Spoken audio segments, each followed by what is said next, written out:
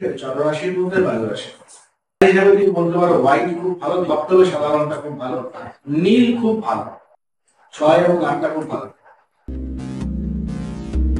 আপনার রাশিও কি তুলা রাশি?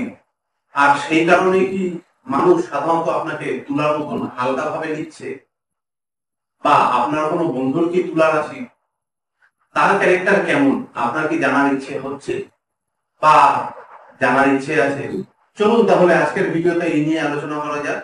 নমস্কার, আমি সোমনাথ, অ্যাস্ট্রো পার্লার ইউটিউব চ্যানেলে আপনাদের সকলকে স্বাগত। আমার সাথে রয়েছেন আমাদের পুরনো পরিচিত চয়ন চৌধুরী, অ্যাস্ট্রো বাজার। ওনার থেকে আজকে জেনে নেব তুলা রাশির জাতক জাতিকাদের ক্যারেক্টার কেমন হয়ে থাকে এবং তারা কেমন প্রকৃতির মানুষ হয়ে থাকে। চলুন তাহলে জেনে নেব। কেন এই যে তুলা রাশি, এরা কেমন প্রকৃতির হয়? দেখো, তুলা রাশি ন্যাচারালি তুলা রাশি খুব হালকা রাশি, তো বলাই কখনো তো এটা বায়ু রাশি। চন্দ্ররাশির মধ্যে বায়ু রাশি, যে কথা অধিপতি গ্রহ হচ্ছে, এদের মধ্যে এমনি তারা সুমুখীনতা থাকে, শৌখিনতা থাকে, নিজেকে সৌন্দর্য সুন্দর করা বা আভরণ সামগ্রী বা বিউটিফিকেশন, এদিকে নিজেকে তো সুন্দর রাখার চেষ্টা করবে। ছেলে পুরুষ যে ছেলে মেয়ে যেই হোক না কেন, এবং ছেলেদের ক্ষেত্রেও আমি দেখেছি যে এই তুলা রাশি যতটা অতিরিক্ত পারফিউম দিও না দেখে বেরোবে না, বা ঠিক আছে, এরা ইউজ করে বেশি, মানে শৌখিনতা এদের মধ্যে না, ইভেন ঘরেও শৌখিনতা এরা খুব পছন্দ করে।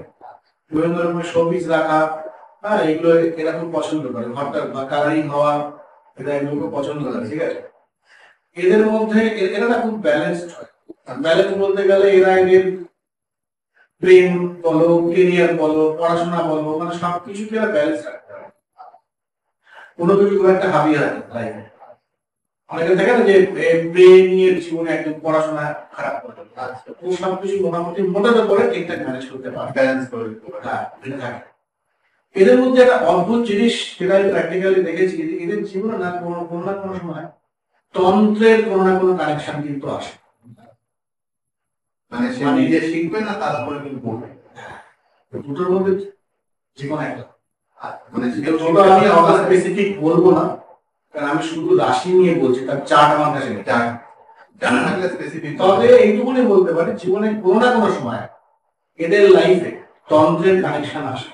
অনেক সময় এই নিজে প্র্যাকটিস করতে চায়, আবার অনেক সময় এদের মধ্যে কিন্তু অনুভূত করলো বা তন্ত্রের কোনো ঠিক আছে, সেটাকে আটকাতে গেল, আটকাতে কোনো তান্ত্রিকের কাছে গেল বা এই ধরনের কারোর কাছে গেল। এইভাবে চেন ওয়াইজ তো হয় সবকিছু, না? কিন্তু এদের লাইফে তন্ত্রের কোনো না কোনো কানেকশন আসবে। ঠিক আছে, আচ্ছা, সেকেন্ড একটা কথা বলি, এদের পার্সোনালিটি খুব ভালো হয়। ঠিক আছে, ক্যারিয়ারের দিক থেকে বেশিরভাগ ক্ষেত্রে এদের যদি মেয়ে হয়, মহিলা হয়, তাহলে হাউস ওয়াইফ হওয়াটাই ভালো। এছাড়া চাকরিও করতে পারে, তার প্রাইভেট ফার্মের যোগটা বেশি থাকে। আর এদের কালার হিসাবে তুমি বলতে পারো হোয়াইট খুব ভালো, ধবধবে সাদা রংটা খুব ভালো, নীল খুব ভালো, সবুজও চলবে, অ্যাভয়েড করবে লাল। বিবাহটা খুব একটা ভালো হয় না। আর মানে 70 থেকে 75% কেসে দেখা গেছে তুলা রাশির ফার্স্ট ম্যারেজটা কিন্তু ড্যামেজ হয়ে যায়, আচ্ছা, সেকেন্ড ম্যারেজটা খুব ভালো যায়। ম্যাক্সিমাম ক্ষেত্রে দেখা গেছে ফার্স্ট ম্যারেজ ড্যামেজ হয়ে যায়। তাই জন্য বিয়েটা খুব দেখে শুনে করতে হবে, যেটা মিলিয়ে করতে হবে। প্রেমের ক্ষেত্রে এরা মোটামুটি ভালো। আর নাম্বার যদিও চার্ট অনুযায়ী, নাম্বার এদের ক্ষেত্রে 6 এবং 8, 6 এবং 8টা খুব ভালো। আর তুমি এক জিনিস করতে পারো, তুলা রাশি জাতকদের ক্ষেত্রে রত্ন বলছি, রত্ন হিসাবে এদের জন্য গোপাল তার খুব ভালো কাজ করে, গোপাল। তাহলে দর্শক বন্ধুরা, আপনারা জানতে পারলেন তুলা রাশির জাতক জাতিকারা কেমন প্রকৃতির হয়ে থাকে, তাদের কেরিয়ার বা রিলেশন কেমন হয়ে থাকে। আপনি যার সাথে মিশছেন তার যদি তুলা রাশি হয়ে থাকে, তাহলে মানুষটি কেমন, ওভারঅল বেসিক ওয়েতে মানুষটা কেমন প্রকৃতির হয়ে থাকে।